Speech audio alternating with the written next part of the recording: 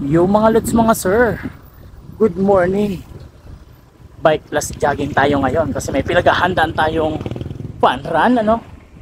So sasali tayo sa darating na March, kaya takbo-takbo muna. Siyempre magbabike pa rin papunta dun, di ba? So ingat ang lahat at sisimulan ko na ang pagtakbo pagdating sa oval. At yun na nga, nakarating na ako dyan sa oval sa may binyan at dahan-dahan ko nang inalis ang aking bag at sapatos para naman makapag-change gear na tayo mga lods mga sir. Ayan no, kitang-kita naman na nagmamadali para naman makatakbo agad, kaya tinanggal ko na ang aking pantalon at may suot na din ako dyan short para diretso na ako sa pagtakbo. Syempre, handa-handa ng konti, stretching ng konti para naman hindi mabigla ang ating katawan mga idol. Importante na mag-stretching ka para naman kahit papano ay naka-ready na yung katawan mo at para makapagpainit ka na din. Plus, iwas ngalay pa habang tumatakbo mga idol. Kaya ayan, unat-unat, ready na at tatakbo na yan maya-maya. Sakto yung panahon kasi maganda at masarap tumakbo pag ganyan ang panahon, kaya sinimulan ko na ang pagtakbo.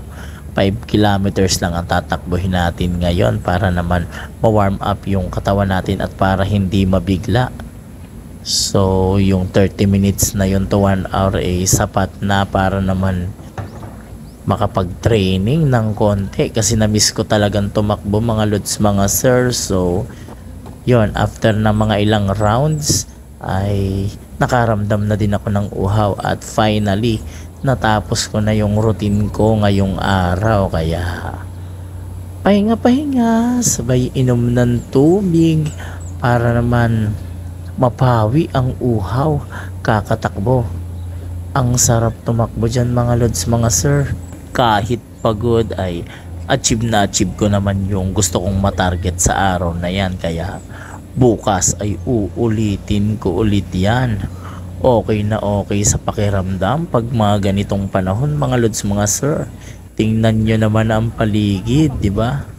Talagang mamomotivate ka kasi napakaganda ng lugar at hayahay, di ba?